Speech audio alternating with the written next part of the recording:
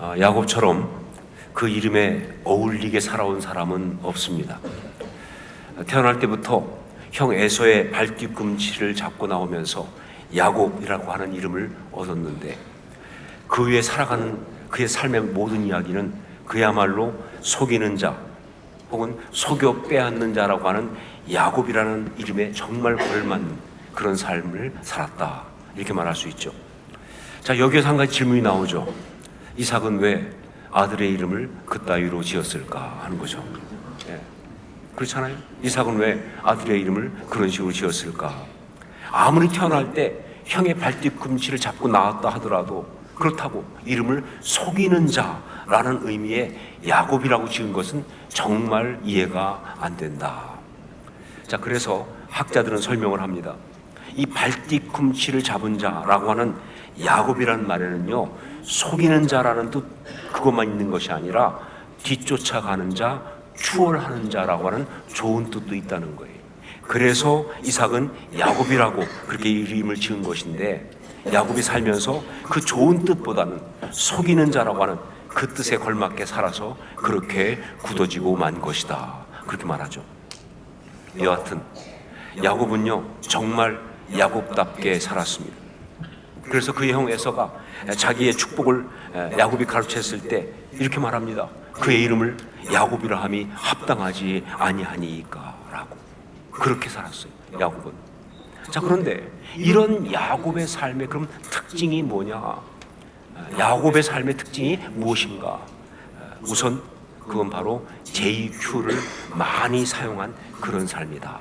JQ, 이것을 많이 사용한 그런 삶이다. 자, JQ, 그게 무엇인가? 잔머리 지수다라고 하는 겁니다. 잔머리 지수. IQ가 지능 지수 아닙니까? 이걸 패러디해가지고 JQ, 잔머리 지수란 말을 만들어냈죠.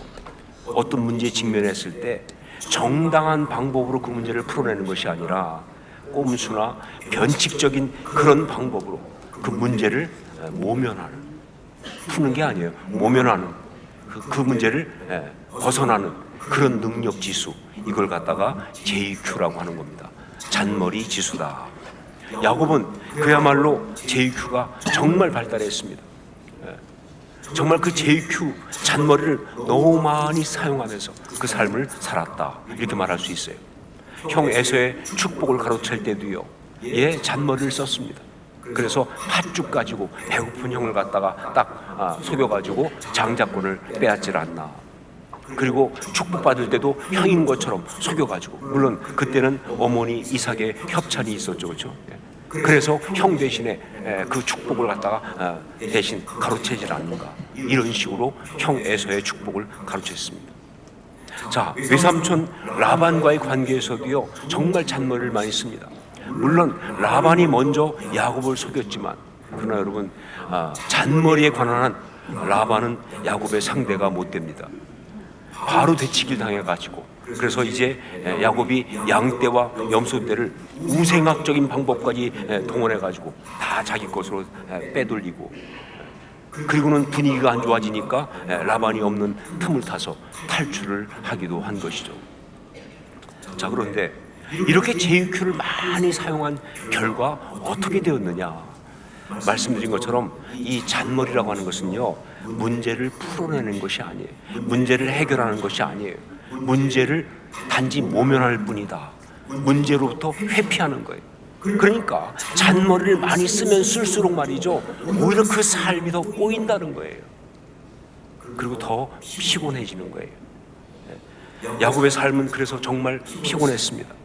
그가 애굽의 바로 앞에 섰을 때에 내 나그네 길의 세월이 130년이니이다. 내 나이가 얼마 못 되니 우리 조상의 나그네 길의 연주에 미치지 못하나 험악한 세월을 보내었나이다 라고 말한 것은요, 그가 바로 그의 삶을 야곱으로 살아서 그런 겁니다. 그의 삶이 야곱이니까 험악한 삶을 살았다고 말할 수밖에 없을 만큼 피곤한 거예요. 야곱으로 살면서 계속 잔머리를 쓰면서 살다 보니까 관계가 꼬이고 삶이 꼬이고 문제는 계속되고 피곤한 것이죠. 힘든 것이죠. 자, 그런데 이 야곱으로 잔머리를 쓰면서 살아가는 그 삶의 진짜 문제는 뭐냐? 그렇게 아무리 애쓰고 살아도요, 어떤 순간에 더 이상 잔머리가 통하지 않는 순간이 온다는 게 문제예요. 인생이 그렇습니다. 잔머리를 쓰면서 말이죠, 정말 그렇게 살았지만 어떤 순간에 잔머리가 통하지 않는, 잔머리로 벗어날 수 없는 그런 상황에, 그런 문제에 결국은 직면을 한다는 거예요. 삶이 통째로 날아갈 어떤 그런 우역과 어려움이 오는데, 그런데 더 이상 잔머리로 그것을 어떻게 할 수 없는 그런 상황에 직면할 수밖에 없다는 거예요. 이게 진짜 문제인 거죠. 야곱에게 그것은 뭐냐? 형 에서와의 만남이에요. 형 에서와의 만남. 형 에서를 속이고 형의 그 축복을 다 가로챘을 때, 그때 형 에서는요, 그 성정 그대로 야곱을 죽이겠다고 난리쳤습니다. 부모만 안 계시면 바로 죽인다. 그때 야곱은 어떻게 했느냐? 일단 뭐예요? 하란으로 도망치는 것으로 그 상황을 모면합니다. 근데 여러분, 그건 결국 문제를 푼 게 아니죠. 형과의 문제를 해결한 게 아니죠. 그냥 모면한 거예요. 도망친 거예요. 오히려 문제가 더 심각하게 커진 것이다라고 볼 수밖에 없는 거예요. 자, 그러다가 이제는 더 이상 그 문제로부터 도망칠 수 없는 그런 상황에 이제 직면하게 된 거예요. 형 에서를 만날 수밖에 없는 그런 상황이 되었다, 그 말입니다. 자, 그런데 여기에서도 야곱은 잔머리를 씁니다. 어떻게 하느냐? 형 에서에게 사자를 먼저 보내요. 사람을 보내가지고 형 에서를 뭐라고 부르는 줄 아세요? 주라고 부릅니다. 주. 그리고 자기를 종이라고 불러요. 그러면서 자기한테 많은 양떼와 소떼와 이 재산이 있다는 걸 싹 흘리면서, 그러면서 형의 어떤 그런 그 화를 좀 누그러뜨리려고 그런 식으로 잔머리를 쓴 거죠. 자, 그런데 그 사자들이 와서 전한 이야기는요, 기대했던 것이 아니었습니다. 갔던 사자들이 돌아와서 이렇게 말합니다. 6절을 함께 읽겠습니다. 6절 같이 읽습니다. 사자들이 야곱에게 돌아와 이르되 우리가 주인의 형 에서에게 이른즉 그가 400명을 거느리고 주인을 만나려고 오더이다. 한마디로 말하면 뭐예요? 잔머리가 안 통했다, 그런 얘기죠. 에서가 400명을 거느리고 자기를 죽이려고 계속 오고 있다는 이야기. 자, 이런 힘든 상황인데 여기서도 또 이런 상황에서도 야곱은 계속 잔머리를 굴립니다. 정말 그 천성 어디다 가둬둘 수 없는, 그 버릇 개줄 수 없는 그런 거예요. 계속 잔머리를 쓰는 거예요. 우선 어떻게 하느냐? 자기한테 있는 그 모든 것, 동행과 그다음에 뭐 양떼, 소떼, 뭐 재산 같은 거를 둘로 나눠요. 일단 그래서 뭐예요? 에서가 와서 한쪽은 치면 한쪽은 건지겠다는 식으로, 전형적인 잔머리죠, 그렇죠? 그런 식으로 딱 해놓습니다. 자, 그러고 나서 이제 하나님께 기도를 하는 것이 오늘 말씀에 나오는데, 그런데 이 기도는요, 진짜 기도가 아니라 잔머리 기도예요. 여러분 아세요? 기도에도 잔머리가 있다는 것을. 9절로 12절 보면요, 기도의 내용이 나오는데 전혀 문제가 없습니다. 오히려 정말 간절하고 아주 굉장히 절박한 아주 훌륭한 기도죠. 그런데 문제는 뭐냐? 이 기도를 하는 야곱의 태도가 문제예요. 성경 말씀 보니까 이 기도가 나오면서 맨 앞에 뭐라고 나오느냐? 야곱이 또 이르되라고 나오는 그대로. 야곱은 지금 이 기도조차도 자신의 잔머리 조치 중에 하나로 하고 있는 거예요. 기도를 하는데 이게 잔머리 조치 가운데 하나로 하고 있다, 그 말입니다. 여러분, 우리가 교회에서 무심코 사용하는 말들 가운데 정말 신앙적으로 문제가 많은 그런 말들이 꽤 있거든요. 여러분도 자신도 모르게 그런 말을 사용할 수 있어요. 근데 그 중에 하나가 뭐냐? 기도나 해주세요, 이겁니다. 이 말은 신앙인의 입에서 나오면 안 되죠. 기도나 해주세요. 무슨 얘기예요? 기도는 우리의 최종적이고 유일한 그런 방법이어야 하는데, 그런데 기도를 여러 가지 방법 중에 하나로 보고 있는 거 아닙니까? 그것도 가장 무력한 방법 중에 하나로. 잔머리로 기도하는 거예요. 잔머리를 가지고 그렇게 하는 거예요. 기도를 하면서도. 야곱은 바로 그런 잔머리로 기도하고 있습니다. 그래서 이 기도는 전혀 응답이 안 되는 거예요. 그래서 기도를 했지만 문제는 하나도 안 풀리고 있는 거예요.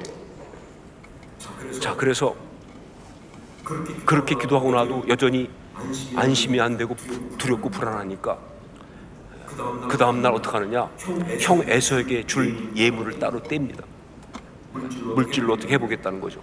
그래가지고 자기 예물을 다 구분해가지고 형 에서한테 보내는데, 그것도 한꺼번에 보내면 좀 효과가 없다고 생각해서 나눠요.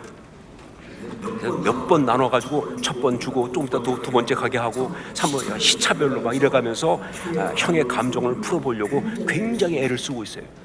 역시 잔머리죠, 그렇죠?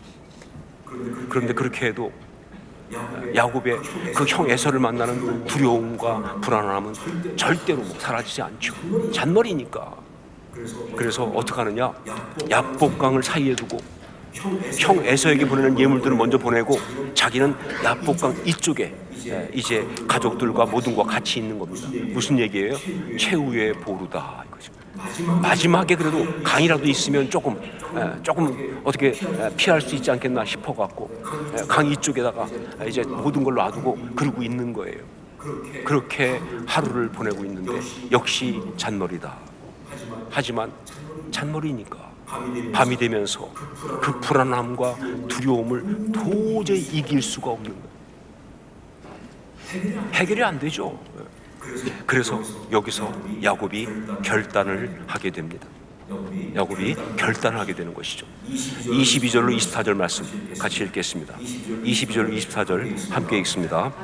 밤에 일어나 두 아내와 두 여종과 11 아들을 인도하여 야복 나루를 건널세 그들을 인도하여 시내를 건너가게 하며 그의 소유도 건너가게 하고 야곱은 홀로 남았더니 어떤 사람이 날이 새도록 야곱과 씨름하다가. 꽤 유명한 주석인데 이 부분을 주석하면서 왜 밤에 건너갔는지 잘 모르겠다 이렇게 하더라고요. 주석치고는 상당히 솔직한, 그런데 굉장히 무능하죠. 왜냐하면 나는 알겠거든요. 이건 너무 분명한 이야기인데 이걸 모르다니 왜 밤에 건너갔겠습니까? 그렇죠. 결단한 겁니다. 그 밤에 그렇게 두렵고 그렇게 불안한 순간에 이대로는 안 되겠다, 이런 식으로 할 수 없다. 그러니까 그 한밤중에 그냥 결단하고 그리고는 이제 가족과 모든 소유를 강을 건너가게 한 거예요. 무슨 얘기예요? 더 이상 잔머리를 쓰지 않겠다는 거죠. 이쪽에 머물러 있으면서 마지막까지 이 강 이편에 있으면서 피해보겠다는, 이제 더 이상 그렇게 하지 않겠다. 문제와 마주하겠다는 것입니다. 그래서 그 모든 것을 그 밤에 이제 강을 건너가게 하고 그리고 자기는 뒤에 홀로 남았어요. 결단이죠. 하나님 앞에 나아가 기도하고 매달리겠다는 거예요. 이 문제를 하나님 앞에서 풀어보겠다는 겁니다. 더 이상 도망치지 않고 피하지 않고 거기서 어떻게 몸에 내보려고 하지 않고 하나님 앞에서 이제 이 문제를 가지고 승부하겠다는 거예요. 이게 바로 야곱의 결단입니다. 잔머리를 더 이상 쓰지 않겠다. 그러니까 결국 이건 뭐냐? 야곱이 잔머리를 굴리지 않고 영적 전공법을 택했다, 그런 이야기. 영적 전공법. 문제를 피해보려고 그렇게 애쓰지 않고 그 문제를 가지고 하나님 앞에 나아가서 거기서 풀기로 작정한 거예요.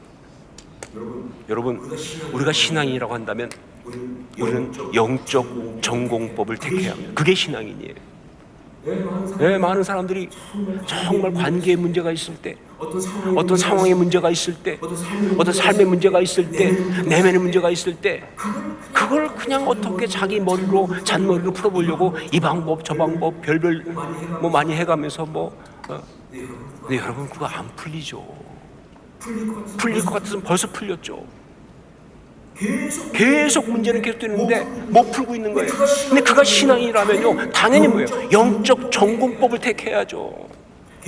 계속 잔머리를 쓰지 말고 영적 전공법을 택해야 되는 거예요. 그래야 그 문제가 풀리는 거예요. 그래야 그 문제를 해결하고 거기서 벗어날 수 있는 거예요. 그게 바로 십자가 신앙 아닙니까? 죽으면 죽으리다. 자, 영적인 전공법 어떻게 하는 것인가? 본 것처럼 첫 번째로 하나님 앞에 홀로 나아가야 합니다. 하나님 앞에 홀로 나아가야 한다. 야곱이 가족들까지 다 보내고 홀로 남은 이유가 바로 이것입니다. 하나님 앞에 홀로 나가려고 자기 인간적인 수단과 방법들 다 내려놓고 주변 누구도 의지하지 않은 채 하나님 앞에 혼자 서기 위해서 그렇게 한 것이에요. 여러분, 하나님 앞에 홀로 서는 것, 이게 바로 영적 전공법의 출발입니다. 덴마크의 철학자인 쉐렌 키에르케고르의 신 앞에 단독자라는 개념을 선호하지 않아도 그렇습니다. 하나님 앞에 홀로 서야 비로소 참된 자기를 볼 수가 있어요. 무슨 이런저런 것으로 장식하고 치장하고 덧입고 그러고 살아서는 절대 문제 안 풀려요. 그냥 정말 참된 자기를 봐야 돼요. 그래야 하나님이 그 인생을 만질 수 있죠. 하나님 앞에 홀로 서는 게 정말 중요하다. 여러분, 삶의 어떤 문제를 해결하고 싶으십니까? 혹은 삶을 살아가면서 정말 필요한 하나님의 그 은혜를 정말 받기 원하십니까? 그렇다면 무엇보다 먼저 하나님 앞에 홀로 나가십시오. 직분 내려놓고 나가세요. 권사, 장로, 집사, 목사, 아니요, 다 내려놓고 경력 다 내려놓으세요. 신앙 경력 몇 년 뭐가 의미가 있어요? 그게요. 관계 다 내려놓고 골방에 들어가서 기도하든 산기도로 올라가든 아니면 교회 예배당에 와서 홀로 기도하든 혹은 자신의 삶의 자리에서 정말 하나님 앞에 돌아서서 다 차단하고 하나님만 바라보고 매어 달리든 금식 기도하든 철야를 하든 여하튼 하나님 앞에 홀로 나가야 되는 거예요. 주님 앞에 홀로 나가서 자신의 말로 자기의 솔직한 언어로 기도해야 되는 거예요. 그냥 티피컬한 얘기 말고요. 정말 내 말 그대로 가지고 주님, 아버지,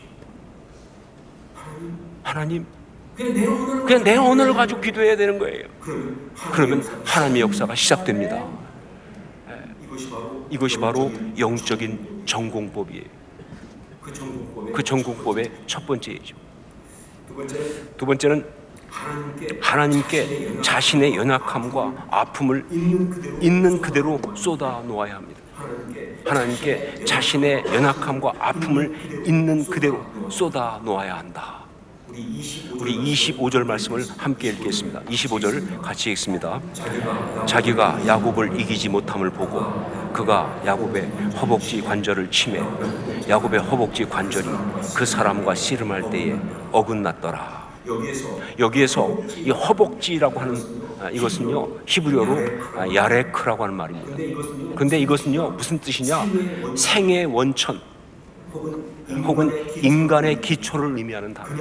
그냥 허벅지는 그냥 몸의 한 부분이 아니라 이거는 그 생의 원천이에요. 거기에서 자손이 나오니까.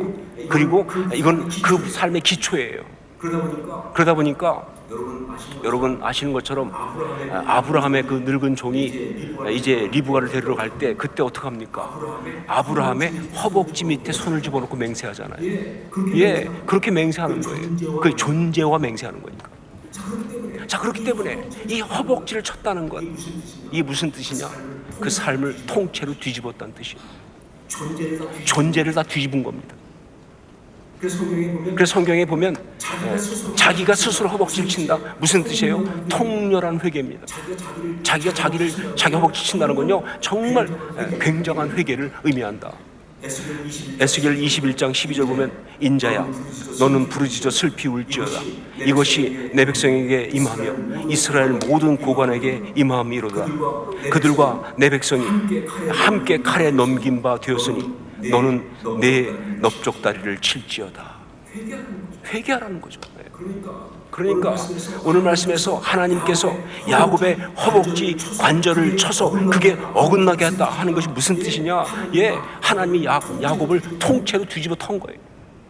하나님 앞에서 야곱이 그야말로 박살이 난 겁니다.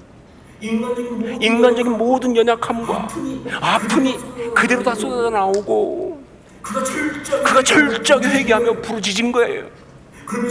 그러면서 하나님 앞에서 그 모든 자존심이고 뭐 자랑이고 자기 생각이고 계획이고 모두가 다 박살난 거예요.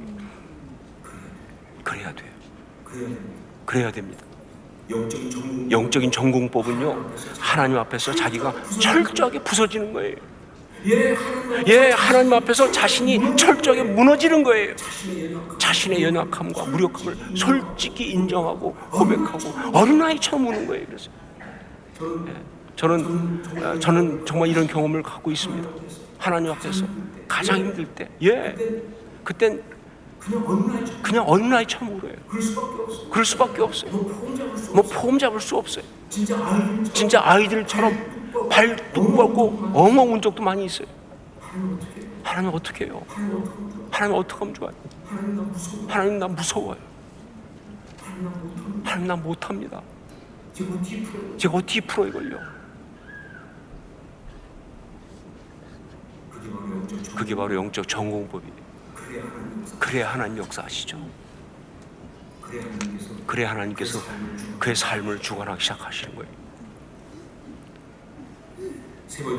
세 번째, 하나님께 올인을 해야 한다.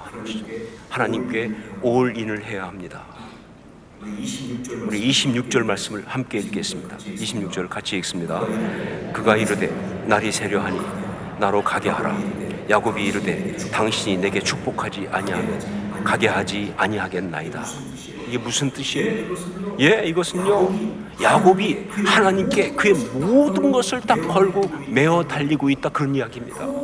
포기하지 않는 기도, 메어 달리는 기도, 기도에 올인하고 있는 바로 그 이야기예요. 진짜 기도는 이게 진짜 기도죠. 영적 정복법은요, 바로 이렇게 기도하는 것입니다. 응답해 주지 않으시면 나 죽습니다. 하나님, 난 다른 대안이 없어요. 하나님이 거절하시면 나는 이제 죽을 수밖에 없습니다. 하나님, 제발. 그리고 매달리는 거예요. 이것이 바로 영적 전공법이에요.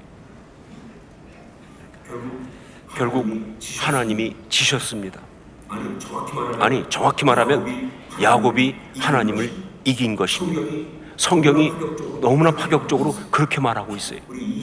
우리 27절, 28절 말씀을 함께 읽겠습니다. 27절, 28절 같이 읽습니다.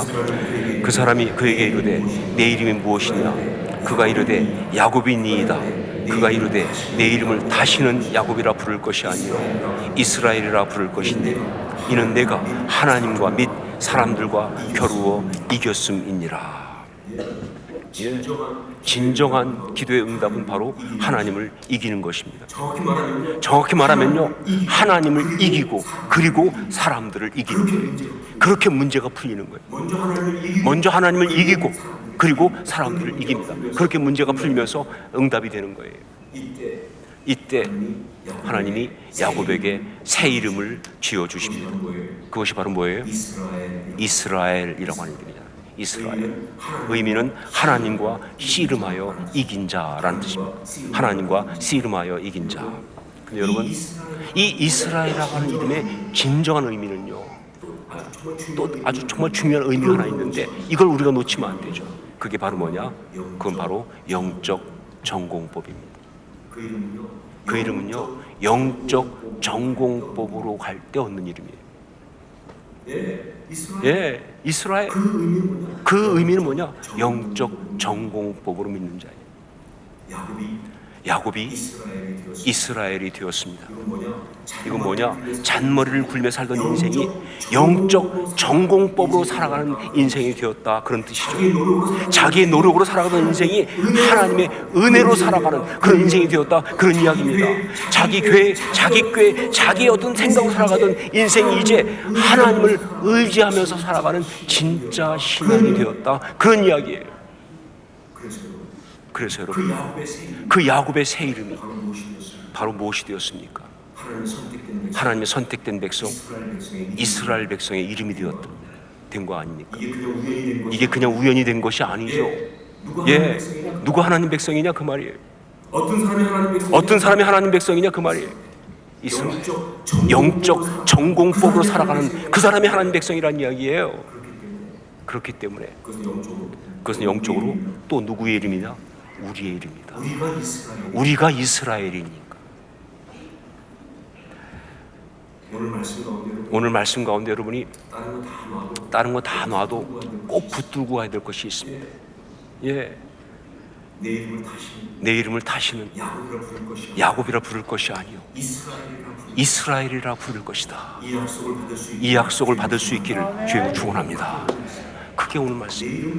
내 이름을 다시는 야곱이라 부를 것이 아니요 이스라엘이라 부를 것이다.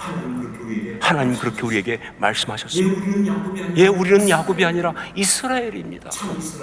참 이스라엘로 살아갈 수 있기를 주님을 축원합니다. 기도하겠습니다.